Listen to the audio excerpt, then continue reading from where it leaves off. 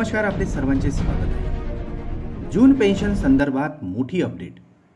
मूळ वेतनाच्या 50% अधिक डीए एवढेच नाही, तर जून पेन्शनमध्ये मिळणार पेन्शनधारकांना मोठे लाभदायक फायदे। चला तर पाहूया ही सविस्तर बातमी। त्यापूर्वी चॅनलला नवीन असाल तर सबस्क्राइब करायला विसरू नका आणि नवनवीन अपडेट मिळविण्यासाठी बेल आयकॉनला प्रेस करायलाही विसरू नका। ही अत्यंत महत्त्वाची माहिती आपल्या सहकारी मित्रांना शेअर करून व्हिडिओ आवडल्यास लाईक करायलाही विसरू नका। सेवानिवृत्त कर्मचाऱ्यांसाठी एक महत्त्वाची माहिती समोर आली आहे।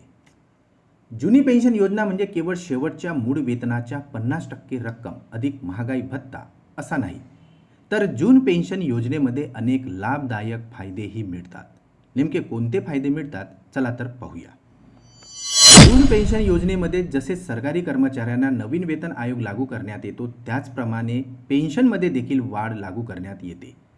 जरी कर्मचारी 20 वर्ष जगले तरी मूळ पेन्शनच्या 4 पट वाढ होते। तसेच जून पेन्शन योजनेमध्ये 40% पेन्शन विक्री देखील करता येते। तसेच जून पेन्शन योजनेमध्ये निवृत्ती वेतनधारकांच्या 80 वर्षानंतर 15% पेन्शनमध्ये वाढ होते, तर 85 वर्षानंतर 20%, तर 90 वर्षानंतर 30%, तर 95व्या वर्षानंतर 40%, तर 100 वर्षानंतर 100% वाढ होते।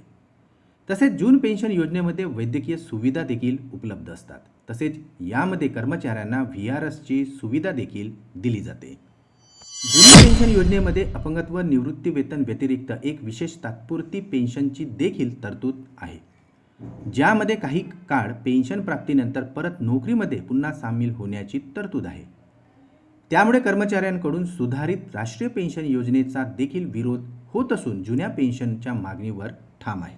याशिवाय आंध्र प्रदेश सरकारने लागू केलेल्या गॅरंटेड पेन्शन योजनेला देखील कर्मचाऱ्यांचा विरोध होत आहे। यामुळे आता शासकीय कर्मचारी सुधारित राष्ट्रीय पेन्शन योजनेमध्ये जुन्या पेन्शन योजनांची आग्रही मागणी करताना दिसून येत आहे।